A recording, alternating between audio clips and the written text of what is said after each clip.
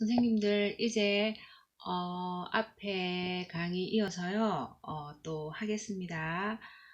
앞에 강의는 이제 성가대 지휘자의 하는 일에 대해서 이제 사실은 요약이죠. 그렇게 쭉 봤고요.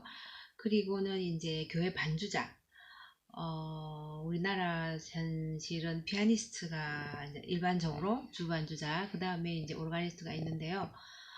앞에서 얘기했듯이 영성, 인성, 전문성이 있다면 사실은 영성, 인성은 공통이고, 물론 오르가니스트이기 때문에 피아니스트랑 조금 다른 그런 인성적인 면에서 그런 건 좀 있긴 있습니다. 그건 너무 세부적이라서 안 들어가더라도. 그리고 또 제가 쓴 책, 예배와 오르간이라는 책이 있는데, 거기 가면 오르간과 피아노 차이가 아주 자세하게 나와 있으면서 오르간이라는 악기이기 때문에 이런 인성이 더 필요할 수는 있다, 그런 아주 자세한 건 있습니다. 그래서 두 분 오르간쌤은 그 책을 하고 계실 것 같고, 또 읽으시면 되니까 나머지 분도 혹시 관심 있으시면 그 책을 도서관에도 제가 뒀으니까, 도서관도 있고 뭐 아니면 뭐 어쨌든 구입하실 수도 있으니까 더 자세한 거는 보시고요. 그래서 전문성은 이제 약간의 악기 차이는 있긴 있는데, 교회 섬기는 데서 약간은 비슷한 전문적인 면에서도 비슷해서 많이는 안 들어갔는데요. 뭐 그 정도도 안 괜찮을까 싶기는 해요. 그래서 이제 이번에는 이제 뭐 자질은 기본적인 음악 목회라는 차원에서 자질을 얘기했고, 또 이제 그 반주자로서도 물론 뭐 성가대 지휘자 할 때 자질이 났기 때문에 그와 공통된 면에서 또 한 번 들으셨고, 이번에 또 들었으니까 아마 세 번쯤 들었으니까 어느 정도 자질에 대해서는 이해를 하실 것 같아요. 김도환 쌤 책에 나오는 그 뭐 하나님 교회, 하나님에 대한 헌신, 기본적인 이런 얘기, 뭐 그다음 그쪽에 대한 공부도 더 해야 된다, 그런 것도 있었고, 뭐 인내심, 그다음에 지휘자 그 버튼 아래, 지휘봉 아래에서 같이 해야 된다, 뭐 이런 기본적인 세세한 것도 좀 했고요. 그 다음에 이제 연주회를 꼭 했으면 좋겠다, 이제 필수다 했으면 좋겠다, 이보다도 필수로 30분 이상 연주는 매년 해야 되지 않나, 이런 얘기 기본적인 거 했는데, 그 자세에서 이제 기본은 들어간다 할 수 있겠죠. 그러면 이제 임무에 대해서, 하는 일에 대해서 이제 좀 자세히 하면서 최종적으로 그 자세와 임무를 엮어서 결론을 한번 만들어 볼게요. 그 만주자에 대한 거. 이제 임무로 들어가면요. 저번에 이제 성가대 지휘자 혹은 음악 목회자 할 때 벌써 나온 얘기인데요. 예배 음악에서 뭐가 가장 중요한 음악인가라고 얘기했을 때, 이제 그 음악은 성가대 음악이 아니고 찬송가라고 그랬잖아요.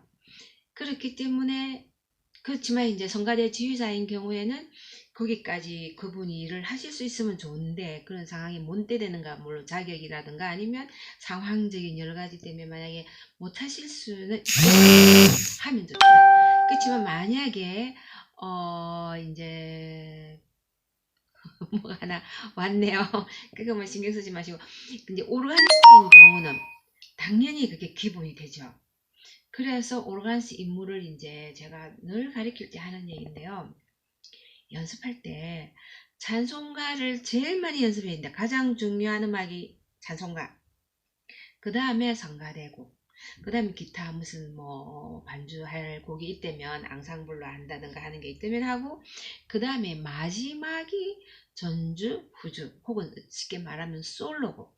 혼자서 하는 곡은 제일 마지막이다. 이거를 이제 잊지 말라고 제가 늘 얘기를 하는데요. 일반적으로 이제 오르가니스트는 거꾸로 하는 경향이 많죠.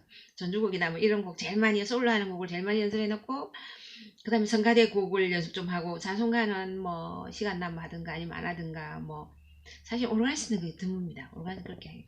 근데 적어도 피아니스트는 그렇게 할 것 같거든요. 피아니스트나 솔로곡도 잘 없지만 현실적으로, 그렇죠. 물론 뭐 알아보면 있지만 연구하면 나오긴 하는데, 교회 음악을 이게 밑바탕이 없으니까 그 곡에 대한 개념이 일단 없다 치고, 그런데 찬송가는 제일 연습 안 할 것 같거든요. 일주일 안에 피아니스트가 찬송가를 연습해서 가는 피아니스트가 있는지 저는 굉장히 의아하거든요. 의문이 있어요. 궁금해요. 있다면 정말 대단한 사람인데요. 이제 그만큼 자존감을 빨리 이렇게 알아야 되는 건 있습니다. 우선적인 거, 교회 여건상 뭐 빨리 알기 힘들다든가 뭐 그럴 수도 있는데, 아는 즉시로 주일 가서라도 아는 즉시로도 며칠까지 있고 어떤 키로 돼 있고 기타 등등 이런 거. 그래서 왜 키라는 얘기는 나중에도 뭐 제가 설명이 되면 좋겠지만 굳이 못해도 할 수 없는데요. 하여튼 곡을 미리 보고 쳐보고 어떻게 반주를 할 것인가를 쫙 쳐보고 전주를 어떻게 그 다음 어떤 식으로 이끌어 갈 것인가라는 거를 해보는 게 굉장히 중요하거든요. 금방 제가 단어가 나왔는데요. 이끌어 간다 했거든요. 찬송가는 제가 일반적으로 말할 때요. 리딩이라 그럽니다. 그렇지만 연주 자체니까 뭐라고 말해 그냥 오르간 연주, 찬송가 연주, 오르간 힘 플레잉 이렇게 힘 어캄파니먼트라 잘 안 합니다. 어캄파니 아시겠지만 어캄파니는 옆에 같이 가는 거죠. 같이. 대동해서 같이 옆에 가는 게 어캄파니. 그래서 반주 우리가 말하는 성악 반주, 기악 반주 할 때 뒤따라가는 거 아니잖아요. 뒤따라가면 박자가 계속 느리죠. 같이 가잖아요. 같이. 근데 찬송가 연주는요. 오르가니스트가 하든 피아니스트가 하든 주반주자가 뭐든 간에 만약에 하면 찬송가는 같이 가는 게 아닙니다. 앞에 갑니다. 리딩이라고 보통 얘기합니다. 템포를 제시하고 끌고 가는 거죠. 아니면 디렉팅이라 해도 좋습니다. 지휘자입니다. 그래서 오르가니스트는 찬송가 할 때는 내가 지휘자다라고 이렇게 생각해라고 저는 늘 얘기하거든요. 지휘자로서 이끌고 비팅을 만들고 리듬을 만들어서 이렇게 전 회중을 함께 끌고 가는 역할이 오르가니스트가 찬송가 그 연주하는 역할이거든요. 그래서 리딩 혹은 디렉팅이라고 저는 이제 혹은 뭐 그냥 일반적인 단어는 그냥 플레잉이죠. 플레잉. 연주하는 건데요. 그렇지만 성격적으로는 리드라는 거죠. 인도한다는 건데요. 리더니까 연습해야죠. 연습 안 하고 무슨 리더가 됩니까? 준비 안 된 사람이 리더 할 수 없잖아요. 그냥 따라간다면 뭐 그래도 연습하는 사람도 있겠지만 옆에 간다 해도 연습하는 사람 있겠지만 인도할 사람은요. 그걸 알아야 됩니다. 미리 알아야 됩니다. 쳐봐야 됩니다. 그래서요. 정말 이거는 찬송가는 심각한 거라고 생각하거든요. 연습을 하고 미리 알아서 몇 번씩요. 그래서 오르가니스트한테는 꼭 찬송가를 제일 많이 연습해라 합니다. 안 틀 때까지 계속 연습합니다. 찬송가는 연주가 어렵거든요. 페달이 계속 밟음발이 바뀌기 때문에 천천히 나오는 게 아니고요. 자주 바뀌잖아요. 그래서 일반 오르간 곡보다 어떤 때는 찬송가가 더 어려운 곡들이 많습니다. 꽤 많거든요. 그래서 연습을 참 많이 해야 되거든요. 그래서 어떤 면에서 오르가니스트는 찬송가를 많이 연습한다 할 수 있습니다. 그 다음에 성가대는 하는 오르가니스트도 있고 안 하는 사람도 있으니까 하면은 이 성가대 연습 진짜 어렵습니다. 예술입니다. 아트 워크라거든요. 일종의 예술적인 창작 과정인데요. 성가대 반주하는 거는 성가대. 그래서 왜냐면 아시잖아요. 오르간에는 여러 건반이 있잖아요. 여러 건반을 사용해서 볼륨을 열고 닫고 크레센도 디크레센도를 하고 여러 건반이라는 것은 다양한 음색을 양손이 갈 수도 있고 아니면 솔로로 빼서 왼손은 반주를 갈 수도 있고요. 솔로가 저음에 나오면 왼손에서 솔로가 나오고 오른손은 반주를 할 수도 있고 그래서 건반을 다르게도 쓰고 볼륨도 하고요. 음색도 바꾸고 그래서 성가대 반주 오르간으로 성가대 반주하는 거는 하나의 편곡이라 해도 좋고요. 예술 작품을 거칩니다. 오케스트레이션 있잖아요. 한 곡을 오케스트라 악보로 여러 단원의 다양한 악기를 위해서 오케스트레이션 해서 그 오케스트라 단원 한 사람 한 사람이 자기 파트만 보고 하듯이 연주를 그 대신에 모든 오케스트라가 하나로 딱 모여지잖아요. 그것처럼 오르간은 한 사람이 연주하지만 그 오르간에 맞게 음색이나 건반이나 솔로나 페달을 둘 것인가 말 것인가 페달이 늘 들어가는 건 아니거든요. 그래서 이 모든 것을 오르가니스트가 성가대 곡을 하게 되면 시간이 피아노 치면 그냥 연습할 때 한 번 치면 한 번 좀 미안합니다. 그냥 치면 그렇게 어렵지 않잖아요. 만약에 전공을 한 사람인 경우는. 근데 오르간은 아닙니다. 여러 번째 일단 분수해서 음색 같은 거 만드는 과정이 필요하고요. 그 다음에 그렇게 맞춰서 또 볼륨까지 하면서 음색까지 바꾸면서 건반 바꾸면서 하면서 연습을 또 여러 번 해야 됩니다. 그렇게 해서 주의를 할 때도요. 실수할 수 있어요. 어렵습니다. 그래서 오르가니스트는 실제로 연습 안 하고는 예배를 제대로 이렇게 인도를 할까요? 예배를 제대로 드릴 수가 없습니다. 연습을 제대로 하면 예배를 드릴 수 있고요. 연습을 제대로 못하면 그 음악도 엉망일 가능성이 아주 짙고, 그 다음에 연습을 못했으면 긴장할까요? 자기가 연습을 안 했으니까 틀릴 거 이거 생각하면 예배를 잘 못 드리죠. 자기가 맡은 걸 제대로 음악이 하고 제대로 할 때 나머지 예배도 다 드리잖아요. 찬양하면서 예배 드리고, 자기가 그 연주를 안 할 때도 예배 드릴 수 있고, 모든 예배를 드릴 수 있고, 집중 순서에 다 집중해서 예배를 드릴 수 있는데, 연습 안 하면 자기 맡은 음악뿐만 아니라 그 영향으로 나머지 시간, 나머지 순서에도 집중을 못 하죠. 예배를 제대로 못 드리는다는 얘기거든요. 그래서 오르가니스는 저번에 말씀드린지 모르는데 대스 시간을 보통 합니다. 그렇게 해야 성가대 곡 연습하죠. 전주곡 연습하죠. 아까 맨 처음 나온 찬송가 연습하죠. 그 외에 뭐 필요한 것 이런 것들도 하겠죠. 그래서요. 오르가니스 어쨌든 다시 돌아가면 임무는 가장 중요한 건 찬송가다. 연습을 아주 많이 해야 된다. 지휘자 선생님도 하셔야 됩니다. 그 다음에 이제 성가대 같이 하는 거니까 책임이 있잖아요. 같이 할 곡을 다 해놓고 그 다음에 솔로, 자기 솔로곡 전주곡 후주곡 혹은 뭐 묵상곡 어떤 봉헌송이든 그래 솔로곡을 이제 연습을 하는 거죠. 그래서 솔로곡은 사실은 한 번 연습해가 안 되잖아요. 여러 번 나누어서 일주일에 여러 번 나눠서 그리고 뭐 한 달이든 몇 주든 쭉 연습해오던 곡들을 대부분 하니까요. 이렇게 꾸준하게 연습을 할 수밖에 없는 학기가 오르간이거든요. 그래서 임무 중에 있으면 절대로 안 되는 게 찬송가 첫째, 그 다음에 성가대 혹은 그 다음에 이제 같이 하는 곡들, 마지막이 전주곡, 후주곡들을 이제 솔로 하는 곡들을 준비한다는 거죠. 그래서요, 여기 보면은, 오라이스는 너무 힘듭니다. 그러면서 잘, 이렇게 튀어날 수도 있고, 드러날 수도 있고, 그래서 드러나지 않으면서, 튀지 않으면서 예배 시간에 자기의 할 일을 다 하는 거. 그게 이제 참 힘든 것 같아요. 그게 힘든 것 같아요. 드러나지 않으면서 필요할 때 딱딱딱딱 다 순서에 맞게 다 제자리에 있는 그런 음악들이 이런 게 이제 그 임무 중에 들어가 있죠. 물론 이제 아까 그 지휘자님 할 때 여러 가지 교회 다른 뭐 모임이나 다른 예배나 뭐 결혼식, 장례식까지 얘기 다 했잖아요. 그때 음악 그분들이 준비한다면 당연히 오르가니스는 필요하죠. 가서 반주하고 뭐 솔로를 하든 뭘 하든 그 가서 이제 자기 할 바를 해야 되겠죠. 뭐 그런 충분히 얘기할 수 있고요. 그래서 그 오르가니스는 소리가 일단 굉장히 크잖아요. 소리가 크기 때문에 그 소리로 인해서 장점이 될 수도 있고 단점이 될 수도 있는 거죠. 만약에 단점이 될 때는 그 책 읽어보면요. 디제스터, 다이제스터 이렇게 말고 완전 재난 수준으로 완전 혼란 정도가 아니고 큰 재앙처럼 재난처럼 이렇게 만들 수도 있다. 예배를 그냥 그런 얘기를 하는데요. 좀 두렵죠. 두렵죠. 소리가 크고 일단은 소리가 크고 작게만 할 수는 없잖아요. 아까 이 찬송가는 리더거든요. 리더이기 때문에 같이 가는 것도 아니고 앞서서 쫙 이렇게 리드를 해야 되는데 작은 소리는 곤란하잖아요. 너무 크면 곤란하지만 기본적으로 어느 정도는 커야 되거든요.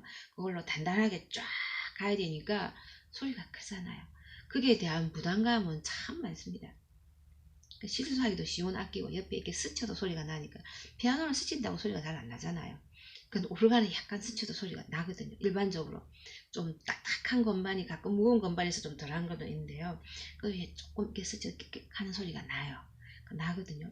그래서 그런 세세한 것까지도 참 이게 소리를 방해할 수도 있으니까 참 두렵고 어떻게 보면 두렵고 떨리는 그런 자리인 것 같아요. 오르가니스트가. 그래서 훨씬 더 이제 세심해야 되고 조심해야 되고 신중하고 그래서 오르간 하는 분들 보면 제대로 좀 물론 와글와글 하는 사람도 있는데요. 차분한 사람이 많다 그러는 얘기를 좀 가끔 들었는데요. 그건 아마 악기 때문도 있을 겁니다. 악기가 이러다가는 옆에 오면 건드릴 수 있고 뭐 이 조직적으로 만약에 하려 하면 워낙 작동하는 것들이 많으니까 그게 좀 차분하고 좀 이성적으로 안 돌아가면 이게 실수할 가능성이 참 많은 거거든요. 계속 치면서도 생각을 계속 해야 되는. 물론 다른 연주도 그렇긴 하지만 이 악기는 조금 더 그런 성향이 있는 복잡한 악기다 보니까 아마 그렇지 않을까 그런 생각이 드네요. 그래서 그 오르가니스는 예배 때 연주할 때 모든 집중을 음악에다가 쏟고, 그 다음에 예배에 쏟기 위해서는 정말 연습이 다른 악기에 비해서 참 많이 필요한 악기라는 그런 생각이 드네요. 그래서 임무로 다시 돌아가면서 그 다음에 이제 그 오스틴 러블리스, 제가 그 뮤직 앤 월십이라는 책 제가 얘기 펴놨는데요. 그 이 책에 참 좋은 얘기들이 많아서 그 이분은 자세에 대한 얘기, 그 다음에 뭐 인물랑 연결해서 조금씩은 있긴 있는데 자세에 대한 얘기를 좀 자세하게 제가 조금 하고 싶어요. 그래서 이분의 그 제 강의 안에 있거든요. 여러분 보시면 되는데요. 첫 번째 보면은 self discipline, 그래서 스스로 자기 스스로 훈련을 계속 잘하는 사람이 그 자세에 대해서, 이분은 자세에 대한 건 이 얘기를 해놨는데요. 이제 아까 말씀드린 대로 오르간은 연습이 굉장히 중요하거든요. 평생 연습을 해야 되거든요. 그러니까 연습 안 하면 표가 바로 나요. 페달에서 틀릴 수도 있고, 뭐 옆에 키를 잘못 눌러서 깍깍 날 수도 있고, 건반이 원활하는 게 좀 잘 안 될 수도 있고, 그 다음에 볼륨도 계속 발로 해야 되는데요. 발로 음을 누리면서 볼륨까지도 해야 되니까 그게 이제 연습을 별로 안 하면은 퇴보하는 거죠. 잘 못하게 되겠죠. 무뎌지니까. 그래서 셀프 디스플린이 굉장히 필요한 악기라 생각해요. 특히 오르간은. 그래서 이게 좀 강해야 되거든요. 스스로 혼자서 계속 꾸준하게 한다는. 그래서 이 자세에 대한 걸 이분이 좀 얘기를 좀 많이 했었어요. 그 다음에 뭐 민첩하고 뭐 이성적이고 쿨하고, 그래서 악기 아까 이렇게 모든 거 이렇게 다 하면서 해야 되니까 뭐 그 어떤 긴급한 상황에 대처할 줄도 알아야 되고, 오르간 치다 보면은 어떤 음이 삐 해가지고 안 떨어지고 계속 음이 쭉 안 누르는데도 소리가 나는 경우 있거든요. 그럴 때 오르간을 어떻게 할 것인가, 이 건반에만 해당되는 건가, 아니면은 전체에 해당되는 건가. 그렇지만 갑자기 뗄 수 없을 때 이 음을 하나만 만약에 그렇다면 이 음을 화성 안에 어떻게 집어넣어서 한 곡 끝날 때까지 마감을 해야 될 것인가, 아니면 살살살살 줄여서 소리를 줄여서 디미니언드 시켜서 오르간을 스탑시킬 것인가. 이 모든 거 복잡한 기계라서 사고 나면 큰 소리가 나잖아요. 그래서 이거를 어떤 식으로 이렇게 뭐라 그러나요, 민첩하게, 그 다음에 재빠르게, 그 다음에 이성적으로 이 상황을 잘 이렇게 넘어갈 수 있을지, 결론을 잘 안정시킬 수 있을지, 이런 것들인데요. 오르간에서 그런 게 진짜 필요합니다. 그 다음에 이제 자세히 이 사람에 대한 성품에 대한 것도 있는데, 질문이 많은 사람이 좋고, 뭐 오르간은 이렇게 좀 호기심이 많아야 되거든요. 이 음색은 뭔데, 저 음색은 뭔데, 이러면서 자기 스스로 음색을 만들어보고, 이런 그 실험하는 정신이 많이 필요하거든요. 그 다음 유연성과 수용성, 협동성 제가 세 번째 써놨죠. 그래서 자기 주장만 하면 안 되고 같이 오르간 사실은 자기가 제일 잘 알죠. 왜냐하면 피아노는 여러 사람이 이렇게 많은 사람들이 알려진 악기니까 뭐 지자쌤도 알 수 있고 평범한 사람이 많이 알 수 있는데요. 오르간은 좀 안 그렇거든요. 오르간 자세히 아는 사람은 드물잖아요. 오르간에서 제일 많이 아니까 좀 엉뚱한 얘기를 할 수도 있고 아니면은 뭐 무관심할 수도 있고, 뭐 어쨌든 간에 그러다 보니까 오르간에서가 내만 다른 사람 거의 잘 모를 거야, 내가 제일 잘하니까, 뭐 이런 생각에서 혹시라도 다른 사람의 견해에 대해서 이게 좀 약할까봐 그런 얘기를 좀 쓴 것 같네요. 그러면서 이제 뭐 오르간은 이게 장점도 있지, 잘 커버하는 능력이 있으니까 다른 사람의 실수를 잘 커버하면 좋겠고, 뭐 사람 소리 인성과 좀 흡사한 부분이 있으니까.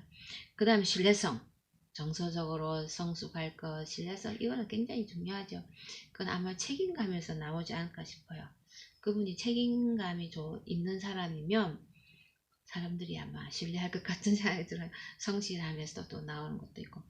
그 다음에 이제 다섯 번째 보면 헌신적인 크리스찬 이렇게 써놨죠. 그 사실은 이게 첫 번째이긴 하지만 헌신적인 크리스찬이 가장 중요한 덕목, 그 영성에서 나왔잖아요. 그 나오면 이제 뭐 앞에 밑에 있는 것들은 자연스럽게 이런 이제 좋은 것들이, 헌신들이 다 나오지 않을까, 이런 생각이 드네요. 그 다음에 이제 제가 그 밑에다가 그 오스틴 러블리스가 쓴 말이기는 한데요. 경고를 좀 이분이 이제 이런 건 조심해야 된다. 오르가니스가 이렇게 써놓은 게 있는데요. 연주회적인 자세, 이거는 뭐 피아니스트도 마찬가지입니다. 연주회적인 자세를 하는 사람도 있잖아요. 몸을 되게 많이 흔드는 사람도 있잖아요. 안 좋죠. 당연히 연주회 때도 몸 너무 많이 하는 건 별로 안 좋은데요. 그런 연주회적인 자세, 가끔 그런 분들을 저도 가끔 보거든요. 그래서 이런 건 굉장히 조심해야 된다. 사실은 오르가니스가 안 보이면 최고입니다. 전통적인 오르간의 위치는 2층이잖아요. 2층 뒷면에 안 보이잖아요. 안 보이는 게 있잖아요. 제가 이제 그 오르간 빌더, 오르간 제작자한테 물어봤어요. 어쩌다가 그러느냐고. 물론 전통적이긴 한데요. 물론 처음에는 안 보이는 예배 자체가 앞쪽에는 가톨릭이잖아요. 오르간에 들어간 게 가톨릭부터니까, 그렇죠.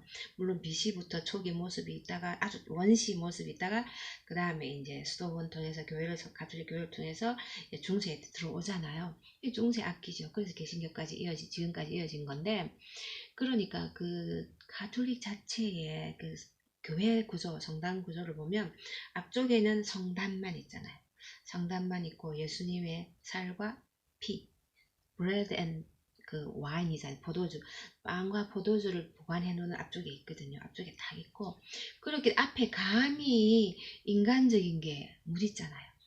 그래서 신부님도 중앙에 안 앉으시고 옆쪽으로 이렇게 앉으시고, 귀퉁이 옆쪽에 이렇게 딱 앉으시고, 앞에 뭐가 인간적 혹은 세상적인 간다는 생각은 안 하시거든요.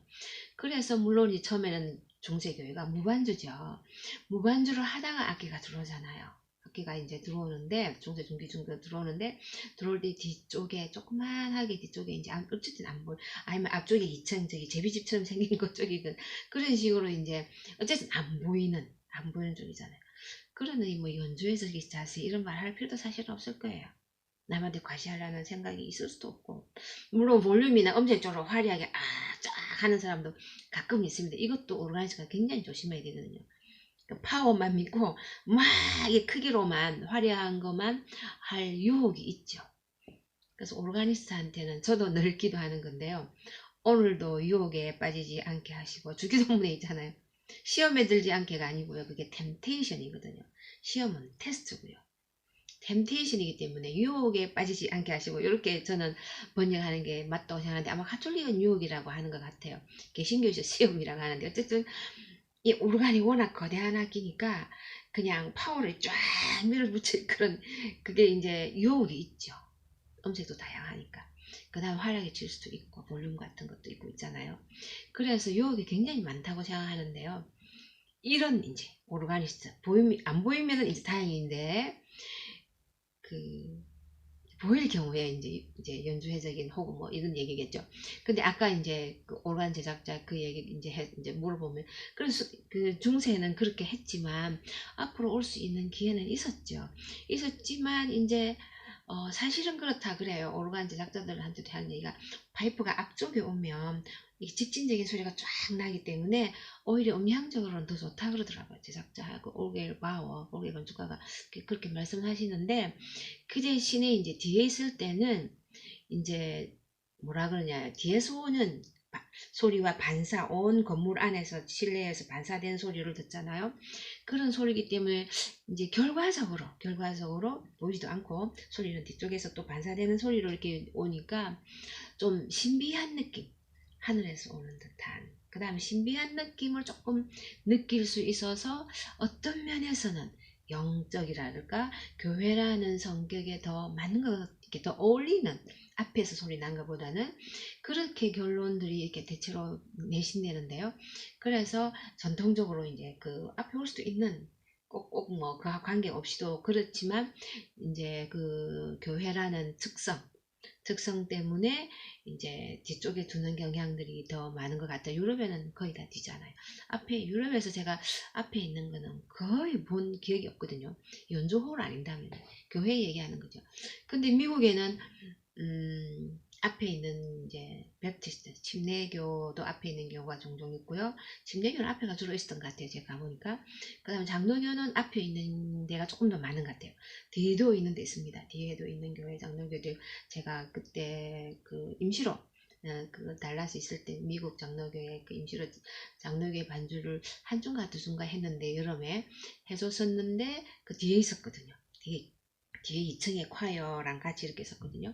그렇게 있고 감리교도 뒤에인데도 있고 앞에인데도 있고. 근데 이제 이렇게 전례를 하는 가톨릭이나 성공회는 다 뒤에, 거의 다 뒤에 다 있거든요.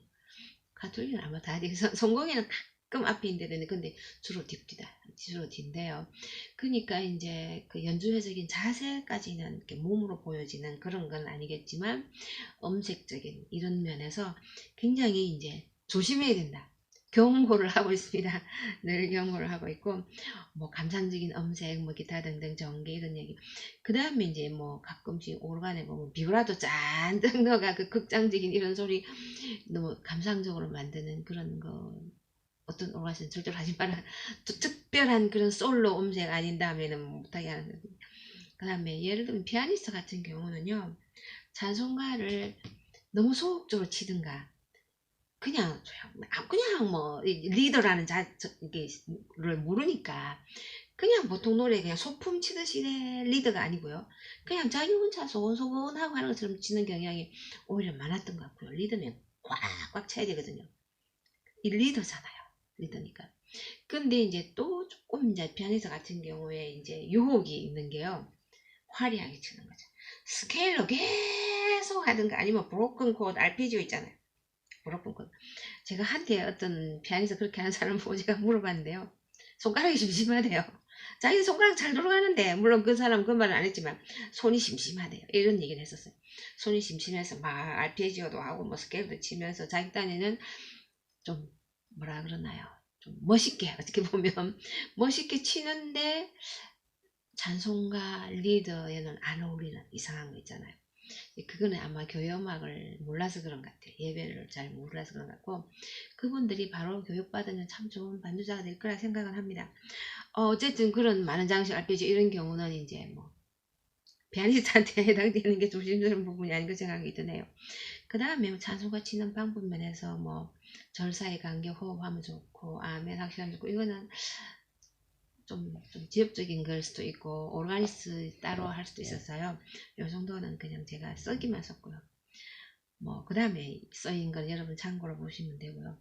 그 다음에 이제 지금 27분이라서 한 10여 분 동안 해야 될 게 그 반주사는 이제 거의 다 이제 했는데요. 그래서 반주사 결론을 먼저 할게요. 그래서 자질, 임무 했잖아요. 그래서 오르가니스트는 할 게 참 많거든요. 예배 시간에요. 찬송가, 지금 전주부터 하면, 그 다음에 찬송가 있죠. 순서대로 하면요. 그 다음에 성가대 곡절 쫙 있잖아요. 끝까지 쫙.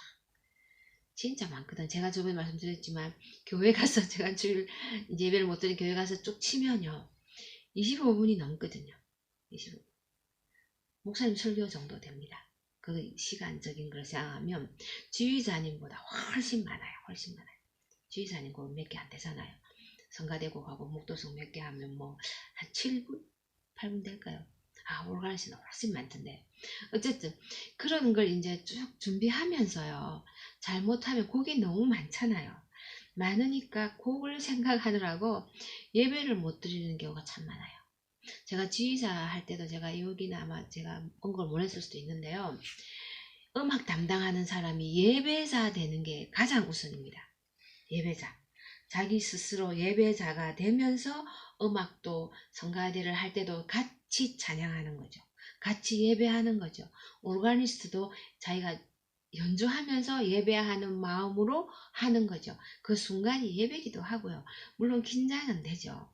그냥 아무것도 안 하고 듣기만 하는, 기도만 하는, 혹은 성경만 읽는 이런 연주 안 하는 상태 예배 드리는 정신하고는 조금 다르긴 합니다. 다르긴 하지만 그러나 여전히 예배라는 그 개념 안에 그 마음 안에 들어 있어야 그게 진정한 오르가니스트 혹은 반주자 지휘자거든요.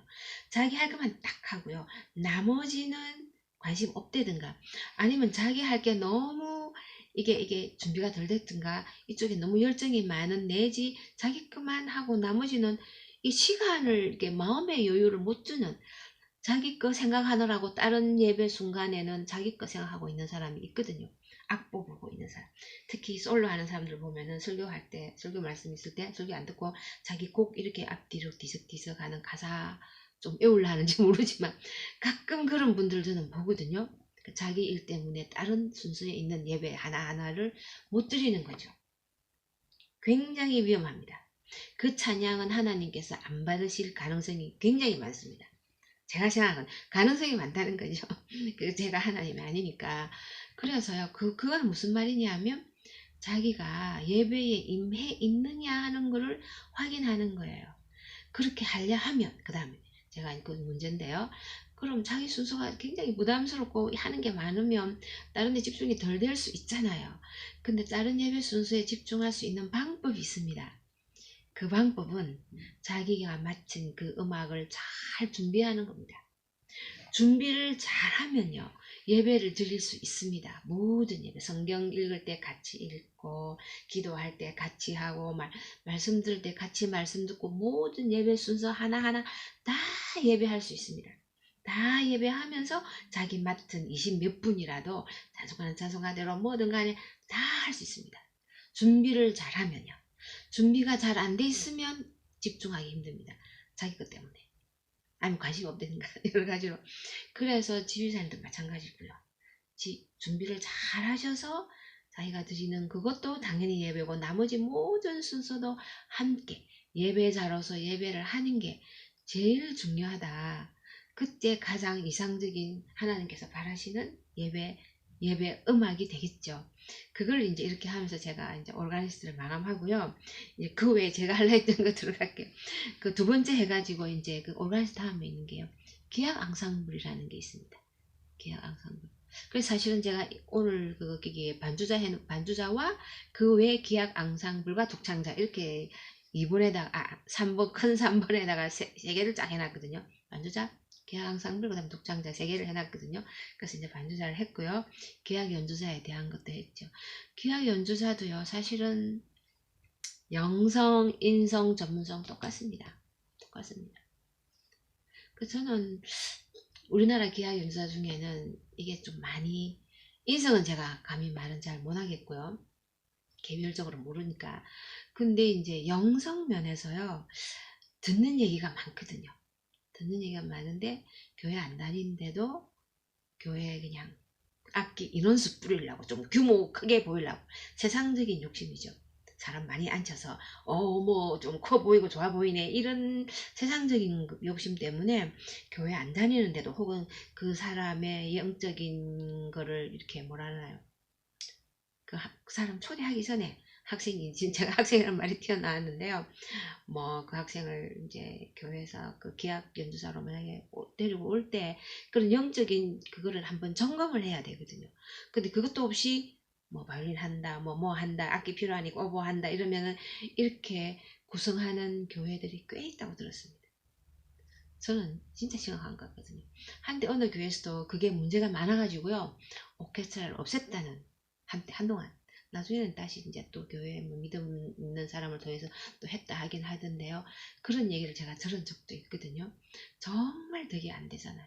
그 학생들 저는 실제로 그 학생들 봤거든요. 예전에 있던 교회에서 보면 그냥 하품하고 난리 나거든요.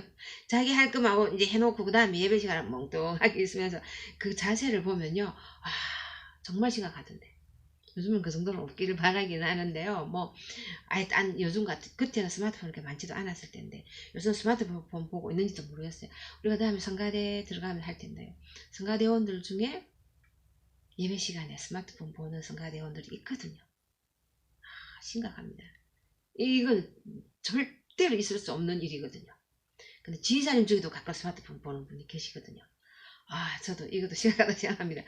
어쨌든 그건 딴 얘기인데요. 기약한 분들.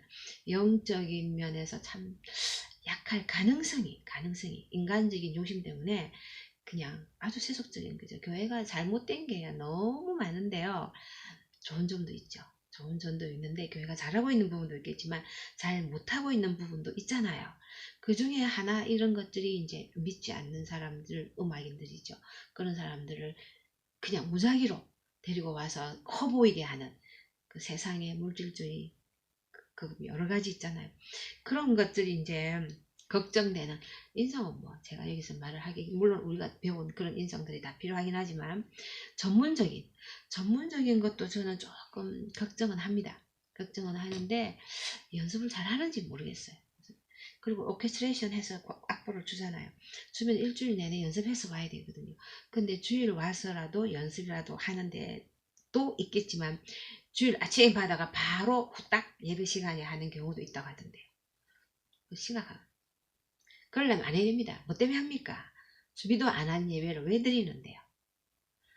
그 준비 안 된 그 흙 묻은 온통 엉망진창인 그런 물건을 갖고 와서 하나님께 드리면은 예의가 아니잖아요. 하나님은 뭘로 보고 하나님 어떻게 생각하고 그런 엉터리를 하나님께 드리냐는 거죠. 저는 정말 아니라 생각하거든요. 오케스트레 했으면 적어도 몇 시간씩은 연습해서 같이 혼자도 연습 좀 하겠지만 이 오케스트라는 같이 해야 되죠. 앙상블이니까 같은 소리가 이렇게 화합해서 하나로 쫙 빠져나와야 되잖아요. 같이 맞춰야 되는 거예요. 오케스트라가 그거잖아요. 혼자 연습 안 하잖아요. 혼자 저 얘기는 혼자 연습하는 게 아니고 시간 근무 시간이 있잖아요. 혼자서 연습하는 자기가 다른 사람보다 안 될 때는 집에 가서 연습 많이 해오잖아요. 해와가 같이 맞추는 게 제일 중요하잖아요. 거기서 쫙 해보면 아 내가 연습을 되니까 더 해봐야 되겠다. 뭐 어느 시리든 다 그렇게 하잖아요. 개인 연습 별도 실제 근무 시간 안에는 같이 하는 게 근무 시간이잖아요. 그런 제 얘기는 그 얘기거든요. 별도로 연습하는 건 별도고 근무 시간에는 같이 하는 거거든요. 그러니까 같이 연습하는 게 정말 중요하거든요. 근데 얼마나 같이 연습 맞춰보고 하는지 저는 굉장히 걱정이고요. 그렇게 안 하면 안 된다고 저는 생각하는 사람입니다. 연습을 같이 안 해보고 주일 예배 때 하나님 앞에 그 곡을 내민다는 자체가 너무 예의가 아닌 거죠. 무례한 거죠. 저는 뭐 어쨌든 그 얘기는 전문성. 그래서 연습은 만약에 실력이 좀 덜하면 연습을 열심히 잘 하시면 되겠죠. 늘 말씀드리지만 실력은 좀 부족할 수 있지만 최선을 다해서 오늘은 이만큼 일주일 내내 해라. 그 다음에 다음 주는 좀 더 좋아지고 좀 더 좋아지고 미리 악보를 받아서 연습을 착실히 해서 좋은 거면은 좀 생긴 거는 좀 우둥우둥 생겨도 깨끗한 거 있잖아요. 그 말씀입니다. 그래서 준비된 음악들이 됐으면 좋겠다. 뭐 찬송을 우선적으로 어떤 데는 찬송가는 안 하고 성가대만 하는 데도 있던데요. 찬송가가 중요하다고 모르는 거죠. 찬송가가 가장 중요한 거. 찬송가. 그 다음에 성가대, 그 다음 다른 그룹들 뭐 같이 하는 뭐 좋은 악 이런저런 뭐 그 다음에 핸드벨 콰이어 뭐 제가 그냥 참고로 밴드 요즘 젊은 애들 가끔 가능하죠. 그 외에 기타 악기 그룹들 교회에서 뭐 색소폰 저는 색소폰 소리가 너무 커서 색소폰 여러 명 하는 그런 데는 너무 크다 이런 생각은 하는데 그건 개인적인 취향이고요. 색소폰이든 플룻, 크로마하, 기타 등등 악기 앙상블 할 수 있잖아요. 악기끼리 하는 것도 있지만 악기 다양한 악기끼리 이렇게 할 수도 있고 그 다음에 사실은 중요한 거예요. 세 번째 독창자입니다. 시간이 좀 가더라도 제가 한 45분까지만 할게요. 독창자 정말 중요한데요. 이 과목 듣는 선생님 중에 독창자가 몇 분 계시거든요. 독창이나 악기 솔로 하는 예배 시간에 할 때 특순이라잖아요. 저는 특순 아닙니다. 그게 왜 특순입니까? 예배 음악에서 가장 중요한 특송 혹은 특순이라고 말한다면 그건 찬송가입니다. 가장 중요한 음악이니까 특자라는 건 아무 데나 붙이면 안 되거든요. 안 하다가 가끔 하기 때문에 특자. 글쎄 그건 잘 모르겠어요. 그런데 틈을 저는 안 붙이지 않나 생각하거든요. 가끔 하는 거죠. 뭐 그냥 드물게 하는 것 정도. 드물게 한다고 그게 특별하다, 스페셜하다 이렇게 말할 수 있는지 그건 잘 모르겠어요. 그건 어쨌든 특이라는 말이 좀 오해 소리가 많거든요. 그래서는 특송 이 말을 그냥 전 별로 안 좋아합니다. 그냥 독창이라 하든지 뭐 독주라 하든지 이렇게 예배 찬양 하나 그 순서로 들어갈 수 있으니까 가장 중요한 음악은 찬송가고요. 그 다음에 성가대가 숙련된 좀 더 그 연습을 통해서 일반 성도들이 할 수 없는 그런 좀 약간 예술적인 그런 곡들을 이제 하나님께 올리는 거죠. 성도님도 들을 수 있고 그쵸 같이 은혜로 이제 받을 수 있으니까 그 다음에 이제 말씀드린 이제 이런 기타 여러 음악들인데요. 그 안에서 독창자. 근데 우리나라는 이제 특자를 많이 붙이는 게 저는 좀 의미가 있죠. 어쨌든 독창자 혹은 악기라도 괜찮습니다. 독주 혹은 독창인데 여기에 대한 게 이제 중요한 게 좀 있어서 특송은 아니라는 거죠. 특송은 오히려 제일 중요한 건 찬송가, 그 다음에 성가대, 뭐 가끔씩 하고 뭐 돌아오다 보면 가끔씩 한다는 의미는 있지만 특자 붙이는 그런 의미 좀 예배 음악의 본질상 맞지 않겠다. 이래 놓고요. 그래서 제가 일본에 그랬거든요. 이런 솔로에 대해서 회중 찬송이나 성가대의 역할과 위치를 앞서가면 안 된다 그랬죠. 성도님들도 그렇게 생각해야 됩니다. 찬송가 가장 중요하고 성가대 그 다음에 이제 솔로 등 이런 거거든요. 교회에서 그렇게 생각하셔야 되고. 근데 이제 뭐 그날 만약에 독창을 했다면 그게 하나의 뭐 최고로 이게 꽃 내지 뭐 가장 중요한 걸로 딱 부각을 만약에 시키고 나머지는 뭐 평소 뭐 똑같이 이런 식으로 별 의미를 부여하지 않는다면 그건 굉장히 잘못된 거, 세상적인 어떻게 보면 세상적인 하나의 기준이죠. 아니라고 생각하고요. 독창하는 사람도 그렇게 생각하면 안 됩니다.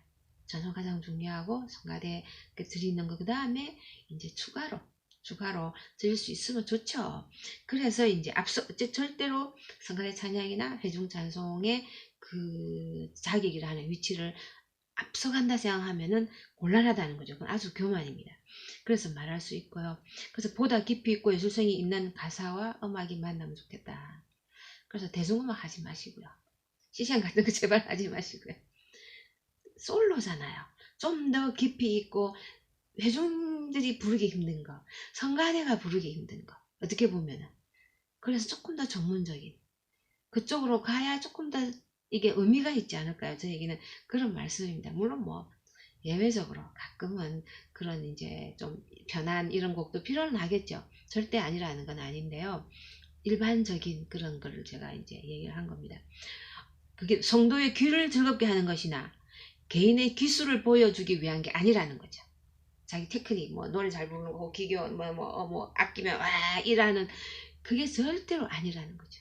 성도님들도 마찬가지고요. 성도님도 뭐 감상하는 좋은 음악, 오래간만에 뭐 귀가 뭐 호강했네 이런 그런 말도 안 되는 그런 이해를 생각을 하신다는 자체가 예배가 얼마나 잘못되어 있는가를 또 얘기해 주는 것도 되겠죠.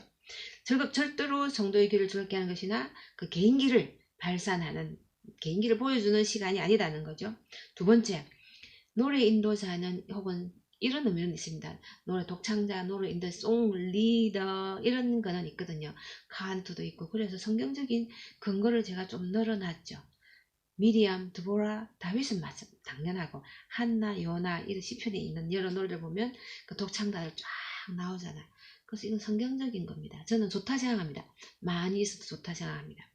그래서 이제 성경에 송가라 그래서 찬송가 할 때도 배웠고 교회 목사 나오는데도요. 사가랴 노래, 마리아의 노래, 시몬 이렇게 했죠.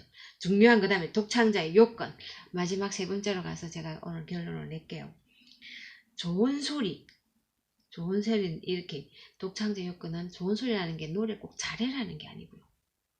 정말 그 하나님의 영성에 가까운 소리라는 얘기죠. 그래서 찬송을 이끌어줄 수 있는 찬송은 다양한 회중 찬송이 있고요. 성가대 찬송이잖아요. 같이 그룹으로 하는 거. 회중 찬송은 일반적으로 유니스, 그쵸? 그 다음에 그 성가대는 화성적으로 하는 일반적으로. 그 다음에 독창은 한한 산소리죠. 그 유니스이 아니라 혼자 하면은 당연히 한 소리지만 이 경우에 이제 좋은 소리, 영적인 소리를 우리가 항상 개인기라기보다는 그쪽으로 이제 생각을 해야 되겠다. 그 다음에 중요한 거 가사. 교회 음악은 성악인 경우는 가사가 정말 중요합니다. 발성이나 소리 이것보다는 가사가 정말 중요합니다. 교회 음악은 그렇습니다. 교회 음악. 사실은 세상 음악도요. 일반 클래식 음악에도 가사 잘 드러내는 사람들이 있잖아요. 가사가 중요한 음악들이 있잖아요. 리트 이런 거는 정말 중요하잖아요.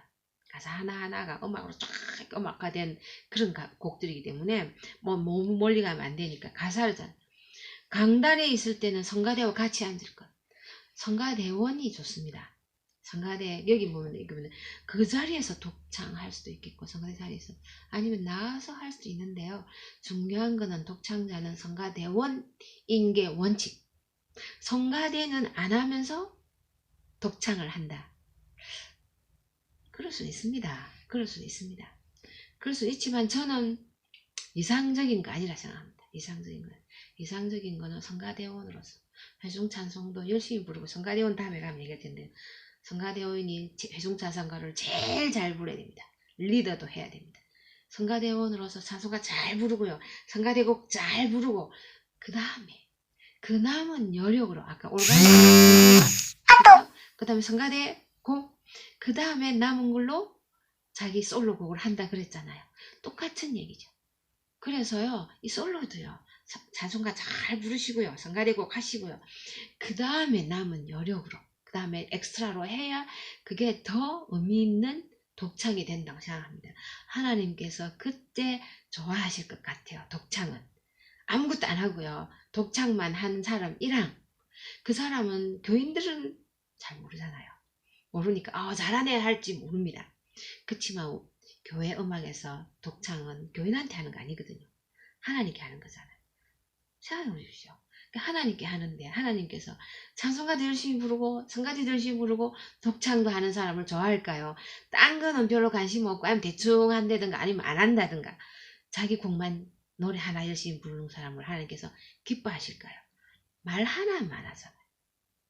그래서요, 성가대원으로 하시는 게 제일 중요합니다. 그 다음에 로브 이브라 그러거든요. 성가대 가운이라고 하는데, 사실 로브가 더 좋은 명칭이라 합니다. 그 다음에 얘기할 거고요. 그냥 개인 옷 막 이런 거 입지 말고 성가대 로브 입는 게 가장 좋다, 이렇게 얘기를 하고요. 시간이 없네요. 그 다음에 이제 뭐 귀걸이 막 이런 거 하지 말라 그러는 장신구하시면 제가 다 써놨죠. 오스틴 레블스 이분이 얘기한 것도 있고 제가 이것저것 모은 겁니다. 그 다음에 가능하면 안보, 매주 잘 안 하시잖아요.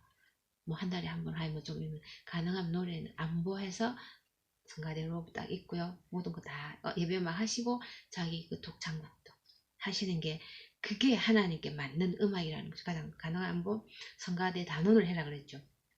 그 다음에 사례, 이건 잘 모르죠. 일반적으로 사례는 잘 안 받죠. 그 외부에서 올 때는 이제 사례 들 때도 있고 안 들 때도 있는데, 그건 잘 모르겠어요. 그래서 그냥 제가 퀘스천 했는데요. 시간도 많이 가고, 그래서 다음 기회에 우리가 그 음악 목회 이 차원에서 사례 얘기를 조금 할 수 있는 기회가 있을 겁니다. 제가 이번 주는 한 45분 이렇게 해서 거의 90분 이렇게 좀 많기는 한데요. 대면 수업을 해야 되는데 지금 학교 공지에 의하면 2주를 더 제가 이걸 찍어야 되는 판이거든요. 여러분은 많이 답답하시죠? 답답하신데요.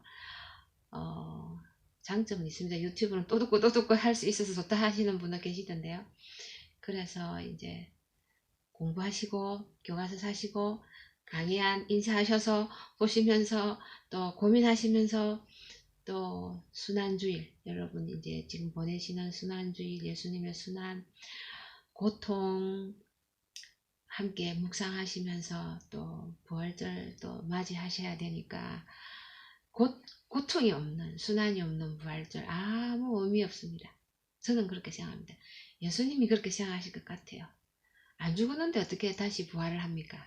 죽어야 부활을 하잖아요. 그러니까 고통 없이 죽는 건 또 아무 의미가 없잖아요. 그냥 뭐 잘 죽으면 무슨 의미가 있겠어요.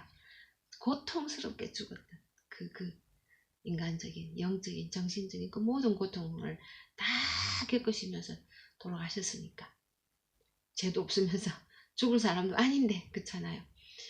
그래서 여러분 한 주 순환주간 잘 지내시고 묵상하시면서, 부활절 예배는 정말 띄엄띄엄 하더라도 드렸으면 좋겠는데, 기도하시면서 또 어떻게 되나 함께 한번 지켜보시면서 또 다음 시간에 또 뵙겠습니다.